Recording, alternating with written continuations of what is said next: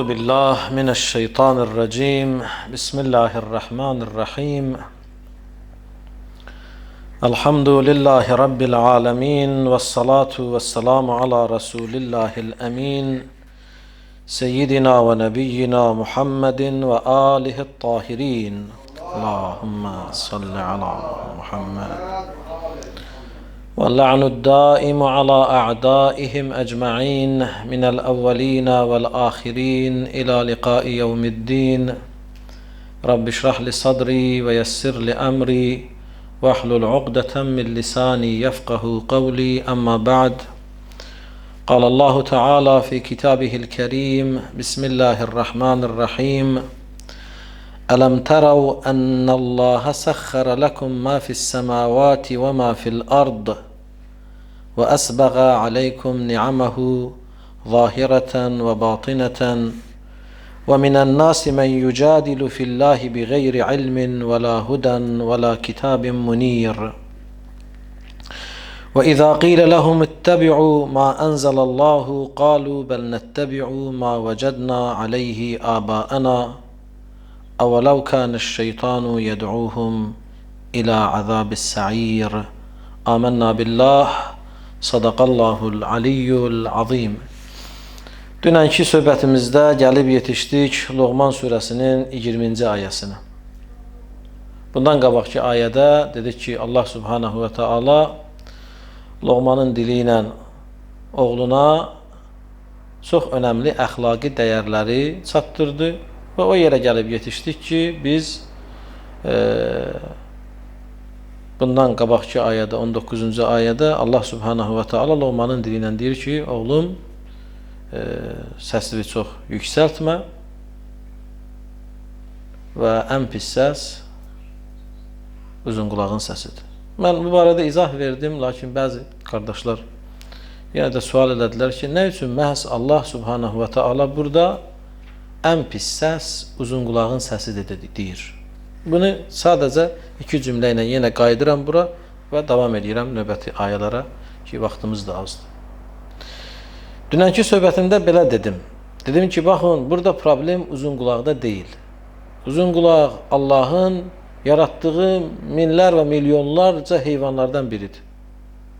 Və mümkündür ki, Allah da onu burada lağ mənasına qeyd eləsin. Çünki Allah onu xəlq edib. Bu səsi də ona Allah verib, bu qüdrəti də ona Allah verib. İndi onu xəlq edib, sonra onu lağa qoyur ki, ən pis səs onun səsidir. Dedi ki, bu Allahın şəninə layiq deyil. Bəs burada nə üçün ən pis səs uzun qulağın səsidir deyilir? Bax, dünən bu mənaya işarə elədim. İndi bir neçə məna da əlavə edəcəyim ki, tam lap aydın olsun sizin üçün. Birinci budur ki, bu uzun qulağın səsi insanlara pis gəlir.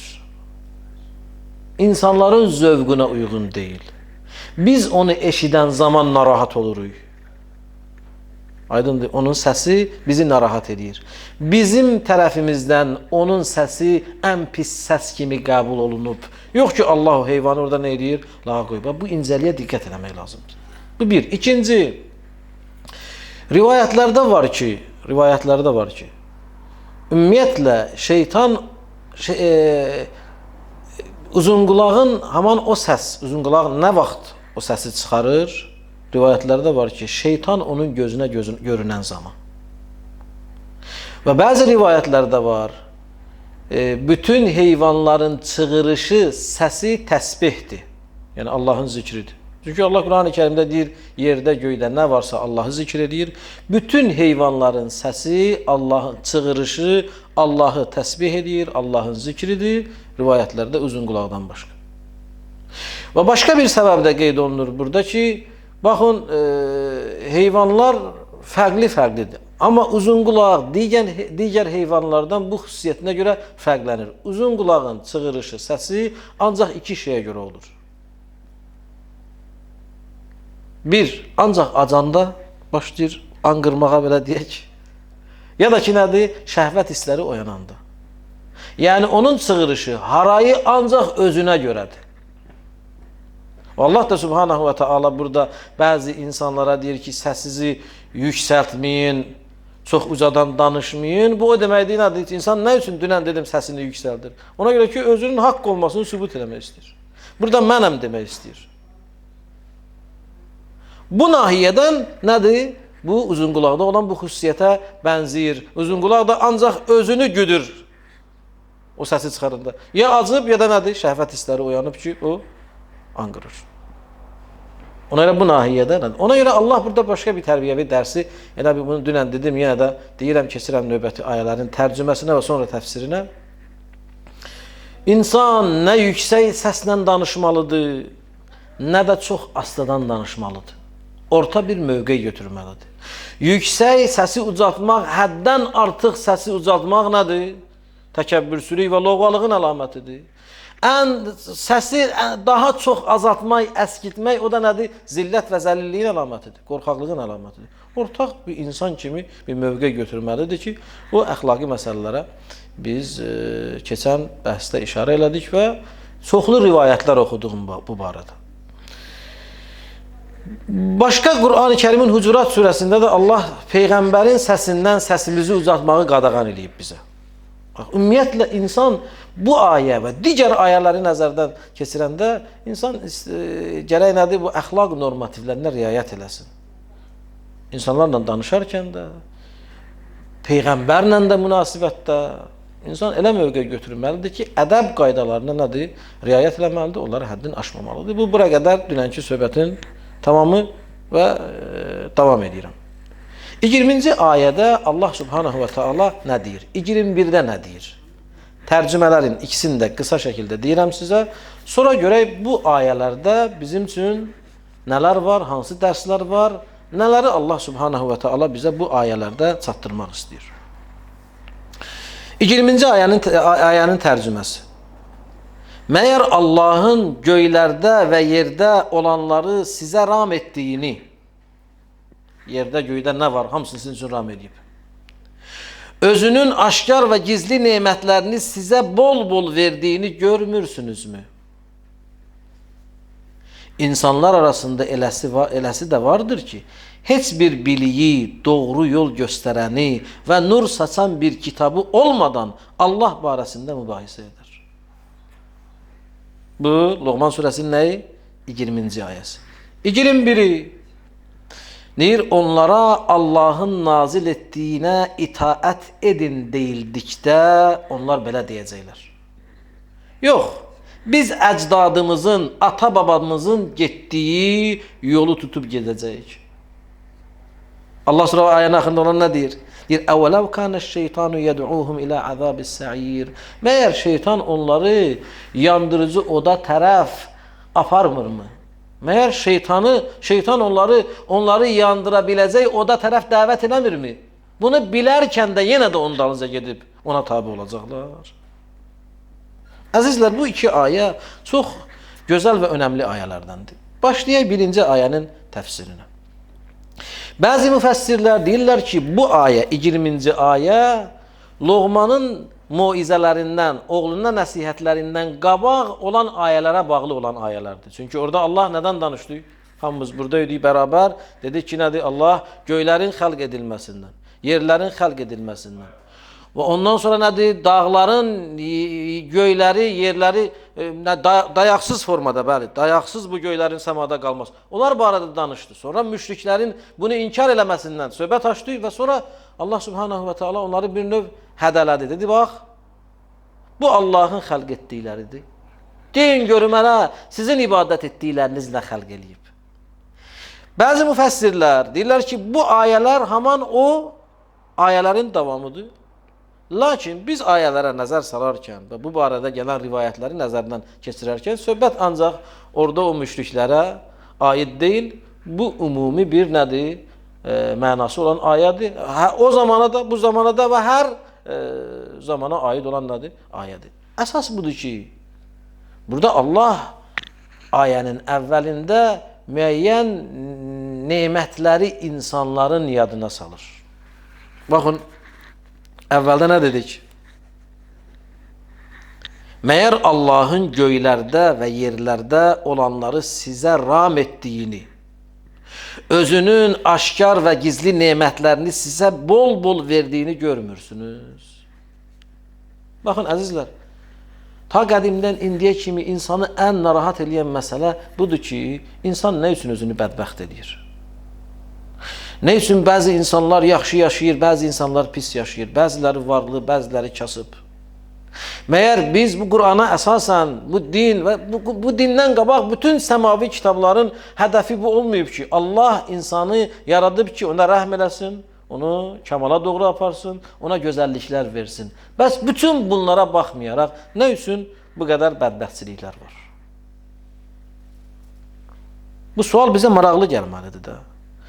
Bunun uzun-uzun cavabı ola bilər, amma mən vaxta uyğun qısa deyirəm. Bütün bunların səbəbkarı insanın özüdür. Çünki insan Allahın ona verdiyi nemətlərin fərqinə varmayıb. Çünki insan bir xəbərdir Allah subhanahu və teala ona nələr verib. Allah ayənin əvvəlində deyir, məyər siz görmürsünüz ki, Allah yerdə və göydə, yerdə yox ha, göylərdə və yerdə olan hər bir şeyi sizin üçün ram edib. Və sizə nədir? Gizli və aşkar nemətlərini bol-bol, kamil şəkildə, nöqsansız, hədsiz sizə verib. Siz əgər bunun fərqinə varsınız, öz nə qədər də dəyərli bir varlıq olduğunuzun fərqinə vararsınız, özünüzü bədbəxtçilikdən qoruyarsınız. Amma problem nədir? Siz bunun həqiqətinə vara bilmirsiniz. Siz Allahın sizə verdiyi nemətlərdən doğru düzgün istifadə qaydasını nədir? Bilmirsiniz. Ona görə baxın, bu günləri burada ayə çox gözəl şəkildə deyir, nədir? Allah sizə gizli və aşkar nemətləri bol-bol verib. Yerləri, göyləri sizin üçün ram edib. Baxma insan, necə Həzrəti Əli deyir, ətəz'amu ennəkə cürmun sağir. Sən elə zənn edirsən ki, sən kiçik bir zərrəsən, cürüm sənə ey insan. Yox. Və fikən taval aləmul əkbəru. Bütün böyük aləm, ən böyük aləm səndə nədir? Sənin daxilindədir, idarəsi sənin əlindədir. Ona görə Allah deyir, mən göyləri və yeri sənin üçün ram eləmişəm insan. Bunu bil. Bunu bil. Mən sənə gizli və aşkar nemətlər vermişəm. İndi işarə eləyəcəyim gizli nemətlər nədir, aşkar nemətlər nədir? Sadəcə olaraq, baxın, bu sualın cavabı önəmlidir. Biz nə qədər problem yaşayırıqsa, onun səbəbi odur ki, biz Allahın bizə verdiyi nemətlərin dəyərini bilmirik və ondan düzgün istifadə qaydasını bilmirik.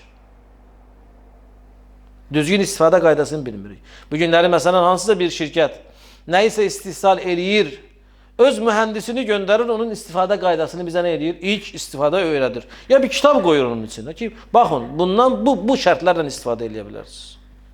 Allah bu boyda kainatı bizim üçün ram edib, biz hələ də öz dəyərimizi bilmirik. Bu günləri biz o istifadə qaydası deyirəm ha. Əvvələn biz o nemətlərin dəyəri bilməliyik ki, bu boyda nemətləri Allah bizə verib və ondan sonra ondan istifadə eləməyi bizim öhdəmizə buraxıb necə istifadə eləməliyik?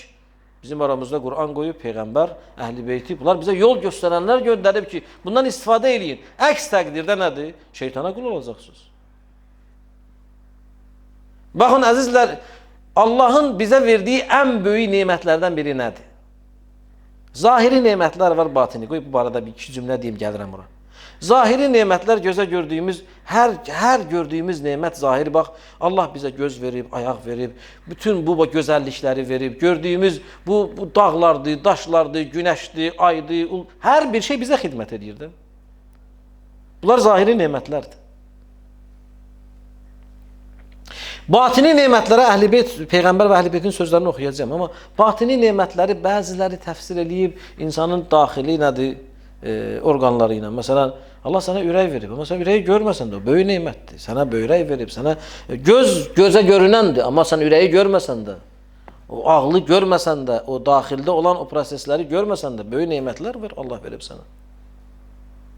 Amma bundan da əlavə mən deyirəm ki, bəlkə də o ürəkdir, böyrəkdir, ciyərdir, bu daxili orqanlardır, onlar da zahiri nemətlərdir. Çünki onlar da gözə görünür. Onlar bilirsiniz, bir dənə meyar qoyayım. Zahiri nemətlər odur ki, insan onu gözlə görə bilir. Amma batini nemətlər o nemətlərdir ki, insan onu ağlı ilə fikirləşəndə onun fərqinə varır. Düşünəndə onun həqiqətini dərk edir. Ona görə baxın, yerüstü sərvətləri, məsələn, bəziləri zahiri nemət, amma yeraltı sərvətləri batini nemət sahibi. Yox, elə onlar da nədir? Zahiri nemətlərdir. Görürük biz onu. Neft zahiri nemətdir. Amma bu günləri, bax, Allahın bizə verdiyi ağıl, Allahın bizi bu kainatın ağası, maliki xəlq eləməsi, bizə mülkiyyət, malikiyyət verməsi, bu batini bir nemətdir.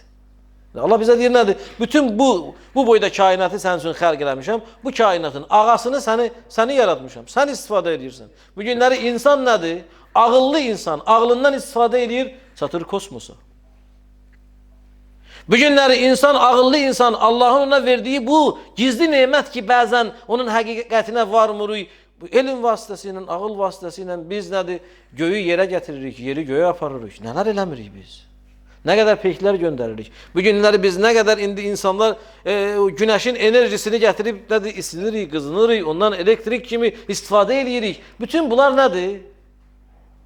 Bütün bu gözə görünənlər zahiri nemətlərdir. Amma biz bunu batini nemətin vasitəsi ilə əldə edirik. Allah bizə təfəkkür, ağıl, tədbir tökmək, iradə, bu nemətlər ki verib, bu nemətləri biz həqiqətinə varmırıq. İnsanın diqqət etməsi lazım olan ən böyük nemət bilirsiniz nədir? Onu bilməsi ki, Allah onu yer üzündə öz xəlifəsi yaradıb, Allah subhanahu və taala bütün təbiətdir, yerdir, göydür, dağdır, hər nəyin idarəsini insana tapşırır. Bunu bilməlidir. Bəzən insan özünü təbiətdən asılı bilir. Bəzən indinin özündə də nədir? İnsan nədir? Hər bir şeyi nədir? Təbiətə bağlayır, təsadüfə bağlayır. Qədim Misirdə İnsanlar həqiqətən də adam o tarixi oxuyanda dəhşətə gəlir. Təbiət onlara qəzəblənməsin deyə, təbiətin qəzəbinə tuş gəlməsinlər deyə, təbiəti razı salmaq üçün öz gənc qızlarını yazda bəziləri götürüb atarmışlar hara, itələyərmişlər çaya. Güya bunlar öz qızlarını təbiətlə evləndirirlər.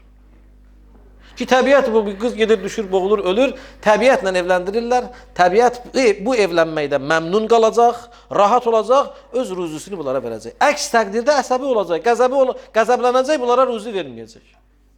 Bu qədər bədbəxt insanlar olub. Öz uşaqlarını, öz gənc qızlarını suya atıb boğublar ki, biz bunları çayla evləndiririk. Niyə? Qoy qəzəblənməsin, rahat olsun.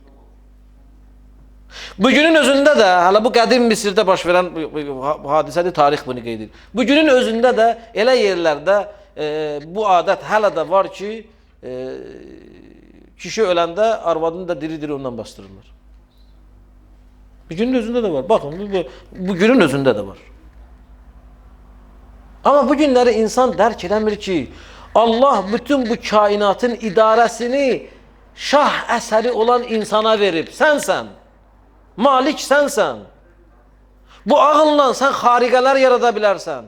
Bax, ayənin əvvəlində dediyi sözə bax. Ələm tərəv ənəlləhə səxxərə ləkum ma fissəmavat. Allah göyləri yox, göylərdə olan hər bir şeyi sənin üçün ram edir. İndi biz bu günləri görürük ki, insanlar yavaş-yavaş o göydən də istifadə edirlər, nemətlərdən bu inkişaf gedir. Amma sabahları nələr çıxacaq meydana onu biz bilmirik. Yerdə olan biz bildiyimiz var, bilmədiklərimiz var ki, gələcəkdə nələr kəşf olacaq bizim üçün. Allah deyir, şah əsəri sənsən, mən sənə ən böyük nemət, sən bu yerin malikisən. Məndən sonra, mən sənə vermişəm də, yaşa, yarat, öz dəyərini bil. Bu günləri sən özün öz əlindən o zaman özünü bədbəxt edirsən ki, sən bu nemətlərin dəyərini bilmirsən, bir, ikinci onlardan istifadə qaydasını bilmirsən. Ona görə özünü bədbəxt edirsən. Baxın, bu bir neçə hədis oxuyuram sizə, bu zahiri və batini nemətlərlə bağlı ki, biz bilək. Birinci rivayət İbn Abbasdandır, deyir, Səəltun Nəbi sallallahu aleyhi və aleyhi və səlləm. Deyir, mən Peyğəmbər sallallahu aleyhi və aleyhi və səlləmə sual elədim, ən qavlihi ta'ala zahirətən və batinətən. Zahiri və batini nemətləri mən sizə bol-bol, kamil şəkildə vermişəm. Ya Rasulallah, zahiri nemətlər nədir? Batini nemətlər nədir? Deyir, qala sallallahu aleyhi və aleyhi və səlləm, Peyğəmbər mənə dedi, İbn Abbas, ey İbn Abbas, ey Abbasın oğlu, əmmə ma zahərə zahirde olan nimetler fel İslam. Birincisi İslam'dır. Allah'ın bize verdiği en büyük nimet bizim Müslüman karar verip. Bakın bu söz özü böyle ne boyda değere malikdir. Özünüzü müqayisə eləyin nedir? İslami değerleri bilmeyen ve vəhşi şekilde yaşayan insanlarla. Onda bilersiniz ki bu İslam ne boyda nimettir. Peygamber deyir, zahiri nimetlerin en büyüğü nedir? Allah seni Müslüman karar verir ve şükürle buna. İkinci, وَمَا سِوَ اللّٰهِ مِنْ خَلْقِكَ sana özünden başka bütün ne halk var, ne halk ediyipse onu sana nimet verip. Özünden başka neyi halk ediyipse senin için halk ediyip. Bu güneş sana hizmet edir. Ay sana hizmet edir. Yer sana, yağış sana, dağ sana, çay sana, deniz sana. Bütün bu nimetler Allah'tan başka senindir. Bu zahiri nimetler diyor musun? وَمَا أَفَاضَ عَلَيْكَ مِنَ الرِّزْقِ sana bol bol çok verdiği ruziler, bunlar hamısı zahiri nimetlerdir. Peygamberdir Allah sana verip. Ve emma ma batana ama batini nimetler nedir?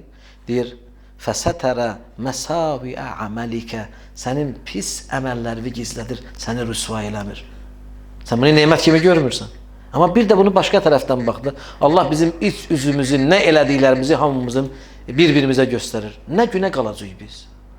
Bu batini nimetlerden en büyük ki Peygamber deyir, batini nimetler çok diye. Burada bir nümunə deyir. Deyir, senin eyiblərini gizlətməklə elə Allah'ın sana verdiği nedir? En büyük batini nimetler. Gizli nimettir. Qədri, değeri bilmeyen nimettir. Farz eləyək ki, bizim iç yüzümüz birbirimize açıqdır her şey. Ben daha dəfələrlə deyirəm, biraz kobud deyirəm bunu. Vallahi tüpürərik birbirimizin üzünə.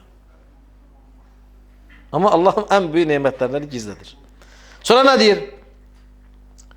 Deyir ve amma ma batana batini nimetlerden biri nedir? Fesetere mesaviye amelike senin pis işlerini gizledir.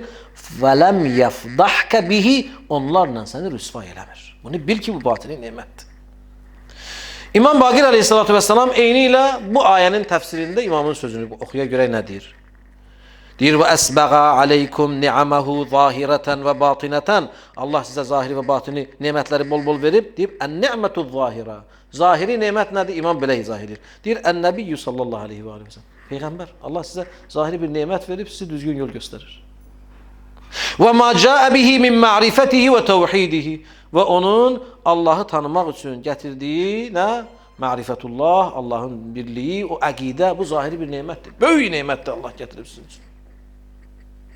Ve emma en ni'metul batina ama gizli batini nimet ise nedir? Deyir fevilayetuna ehlel beyt ve akdu meveddetina ama gizli Allah'ın bize verdiği gizli o nimet nedir? Deyir biz ehli beytin neyi? Vilayeti. Bu da Allah'ın bize verdiği en büyük nimetlerdendir. Batini nimet ise bizim ehli beytin vilayetidir ve bize sevgi beslemeydi.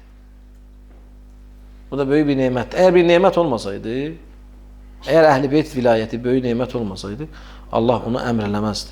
Allah bütün peygamberin zahmetinin mukabilinde bize demezdi ki, dinen onlara ben bütün bu zahmetlerin mukabilinde öz aileme sevgiden başka hiçbir şey istemiyorum.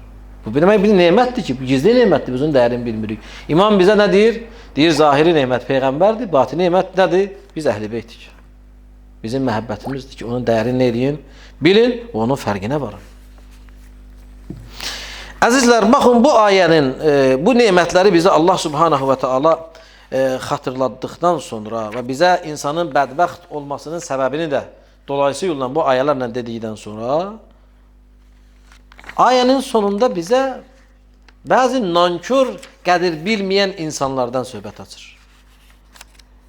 Deyir, bütün bunlara baxmayaraq. Və minən nasi mən yucadilu fillahi bi geyri ilmin. Buna baxmayaraq. İnsanlar arasında eləsi de vardır ki, heç bir biliyi olmadan bi geyri ilmin və la huden ve hiçbir yol göstereni olmadan ve la kitabin munir hiçbir nedir? Nur saçan nurani bir kitabı olmadan Allah barəsində mübahisə edir. Ay bədbəxt insan. İnsanın bak hidayeti için 3 tane önemli yol var. Üçünü de deyib burada. Birincisi elm. Elm də insana hidayət edir. İkincisi nədir? Müəllim. Hidayət eləyən bir insanın Peyğəmbər və onun canişinləri. Üçüncüsü nədir? Səmavi kitablar. İnsanın hidayəti, düzgün yola getməsi bu üç yolda nədir? Cəmlənib. Bura gəlib. Elmin olmalıdır. Sənin yol göstərən müəllimin olmalıdır. Peyğəmbərin olmalıdır. Üçüncüsü səmavi kitabın olmalıdır. Allah burada deyir, bu boyda nemətləri mən deyirəm vermişəm sizə. Amma buna baxmayaraq bəzi nadan, cahil insanlar var ki, nə elmləri var, nə hidayətçiləri var, müəllimləri var, nə səmavi kitabları var. Amma buna baxmayaraq yenə də Allahdan nə edirlər? Mübahisə edirlər.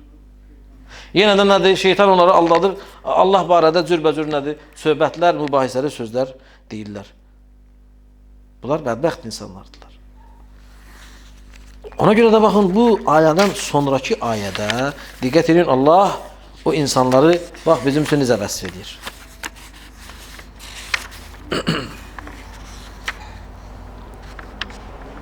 Dolayısıyla baxın, insanın bədbəxt olmasının səbəblərindən biri də nədir? Elmi, müəllimi, kitabı olmadan, ona yol göstərən kitabı olmadan mübahisə eləmək. Yerini bilməmək. Bu boydasan, o boyda aləmləri yaradan Allahla nə eləmək, özünü müqayisə eləmək, belə oldu, filan belə oldu, Allah zülm elədi, birinə verdi, birinə vermədi. Deyək, bədbəxt, mən bunları vermişəm, sən öz dəyərini bilmirsən. Bədbəxtliyin, bədbəxtçiliyin əsas səbəblərindən biri də budur ki, insan öz dəyərini bilmir. Növbəti ayədə 21-də Allah nə deyir bizə? Deyir, əgər onlara nazil etdiyinə itaət edin deyildikdə, onlar nə deyəcəklər? Yox, biz köhnə ata-babalarımız, əcdadlarımızın getdiyi yolu tutub gedəcəyik. Biz tabi olaraq o yola ki, biz ata-babalarımızı görmüşük yolda. Bu da ən böyük bəla və problemlərdən biridir. Bu barədə mən keçən söhbətlərimdə də dedim, bax, Loğmanın ümumiyyətlə oğluna moizəsində əsas hədəflərdən biri nə idi? Öz oğlunu bu bəladan qurtarmaq.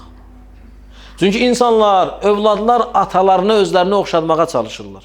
Loğman da bu həqiqəti bilirdi, hikmət sahibidir. Başladı bu məntiqdən hərəkətə keçməyə ki, mən öz oğlumu o cür yetişdirməliyəm ki, sabah o mənə təqlid eləməli olsa da, özünü mənə bənzətməli olsa da, axirəti nə olmasın? Zay olmasın. Düzgün şeylərdə özünü mənə bənzətsin. Necə ki, bu bədbəxt insanlara ki, Allah yoluna gəlin deyildikdə, onlar nə deyirdilər? Dədə-babalarımız belə olub, biz də o yoldan çıxa bilmərik. Mən gedim atamın yolundan çıxın. Diqqət edirsiniz? Bu ən böyük bədbəxtçilik kör-körana nədir? Kör-körana təqlid. Kör-körana kiminsə yolunu getmək. Allah bizə deyir, mən bütün dəlilləri qoymuşam sizin qabağınıza. Loğman isə nə edirdi? Ən dəyərli, ən çox sevdiyi varlığa, övladına birinci nəsihəti Allaha şərik qoşma. Sonra ilahi nemətləri, sonra ən önəmli ibadətləri, məsələləri ona xatırladırdı ki, gələcəkdə, sabah sən də özü mənə oxşadanda, bədbəxt müşriklər kimi şirkdə, şərik qoşmaqda, bədbəxtçilikdə mənə bənzətməyib özü də bədbəxt eləməyəsən. Ona görə baxın bu ayədə Allah Subhanahu və Teala bunu bizə demək istəyir ki, çoxları həqiqətən də tarixi oxuyub başa düşə bilmirlər ki, onda nə gizli, nə ibrətlər var. Çoxları nədir? Kör-körana, gözləri kör, ancaq bilirlər Peyğəmbər Allah göndərir. Bilirlər ki, məsələn, bu din gözəllikdir. Lakin bunun arxasında nə var? Onu ağılla düşünmürlər. Elə mən dədəm, babam bu yolda olub, mən də bu yolda getməliyəm. Bu məntiq nədir? İnsanları nə edib? Bədbəxt edib. Ona görə də Allah bunu bizə deyəndə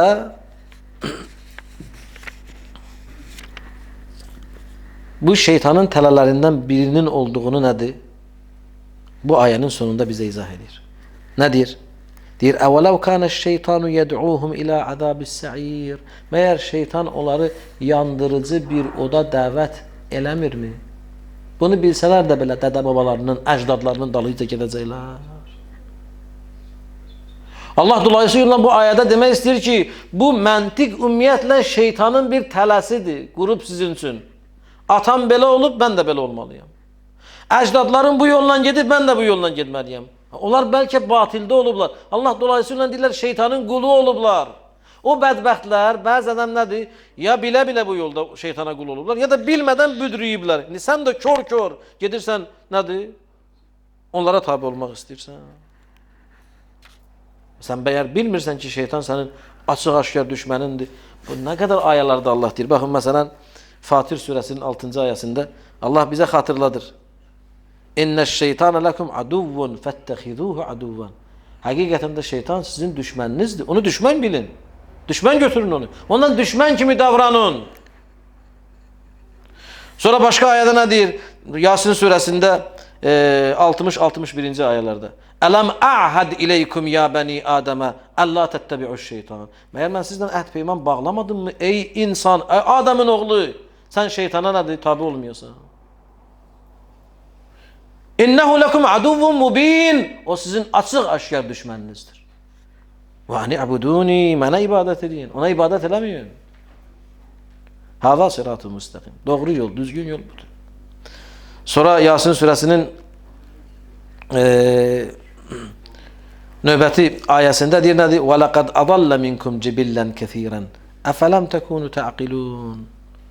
O şeytan 62-ci ayədə sizdən çoxlu tayfanı yoldan çıxarıb. Başa düşmürsünüz, anlamırsınız hələ də. Hələ də görmürsünüz sizin ən böyük düşməniniz heç vaxt sizi tərk eləmir.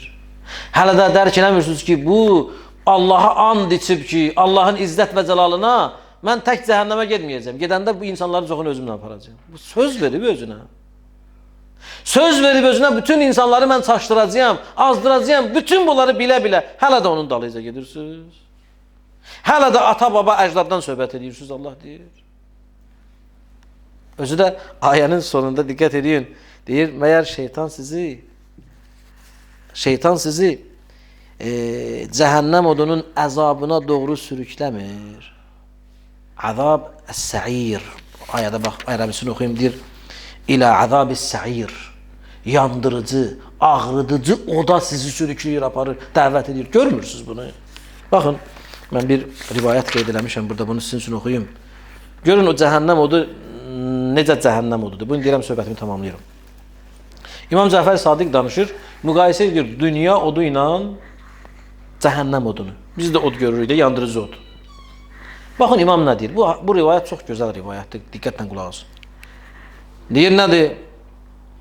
İnnə narukum hadihi cüz'un min səb'inə cüz' min nari cəhənnəm. Deyir, bu sizin gördüyünüz bu od var ha. Aranızda gördüyünüz bu od var ha. Bilirsiniz bu nədir? Sizin bu dünyadaki ateşiniz, odunuz cəhənnəm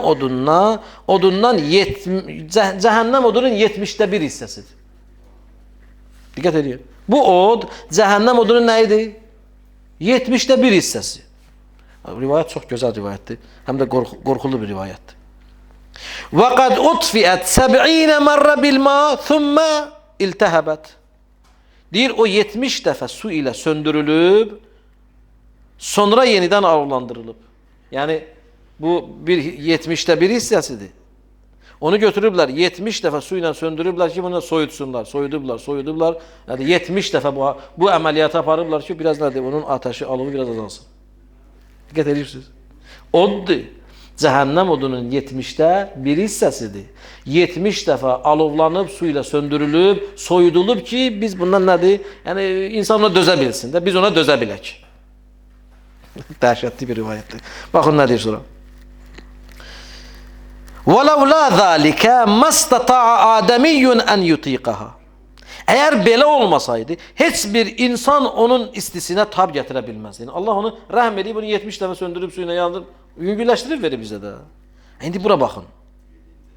وَإِنَّهُ لَيُؤْتَى بِهَا يَوْمَ الْقِيَامَةِ حَتَّى تُوضَعَ عَلَى النَّارِ فَتَصْرَخَ صَرْخَةً لَا يَبْقَى مَلَكٌ مُقَرَّبٌ وَلَا نَبِيٌّ مُرْسَلٌ إِلَّا جَثَى عَلَى رُكْبَتَيْهِ فَزَعًا مِنْ صُرْخَتِهَا.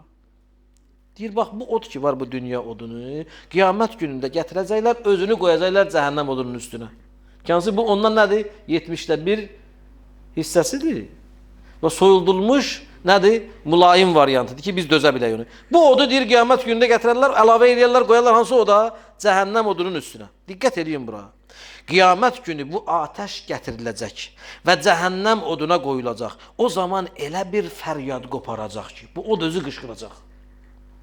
Bütün yaxın mələklər və göndərilmiş peyğəmbərlər qorxudan diz çökəcəklər. Ay kişi, od elə çığırar ki, bütün peyğəmbərlər, mələklər qorxudan diz çökəcəklər. Bu od hala ondandır ya, bir hissədir. Onun soyudulmuş variantıdır, formasıdır. Onu qiyamət günündə gətirib, o özünü o odun üstünə qoyanda o qışqıracaq, çığıracaq. O çığırma, o qışqırma belə həyəcan yaradacaq, bütün mələklər və peyğəmbərlər diz çökəcəklər qorxudan. Allah bizə deyir, sizə şeytan bu oda sürükləyir ha. Hələ də anlamırsınız, başa düşmürsünüz. Ata, baba, əcdaddan söhbət edirsiniz. Allah'ın verirəm izzət və cəlalına, böyülüyünə. Allah bizi Qur'anı anlayıb, ona əməl edənlərdən qərar versin. Dünya və axirət bizləri Muhammed və Ali Muhammeddən ayrı salmasın. Dünyada ziyarətlərin, axirətdə şəfaətlərin bizlərə nəsib eləsin. Aqibət və axirətimizi xeyirli və izzətli qərar versin inşallah. Bu ayələrin tamamı inşallah davamını gələn söhbətimizdə edərik inşallah. Velhamdülillahi Rabbil alemin. Və sallillahumma ala seyyidina Muhammedin və alihi tahirin.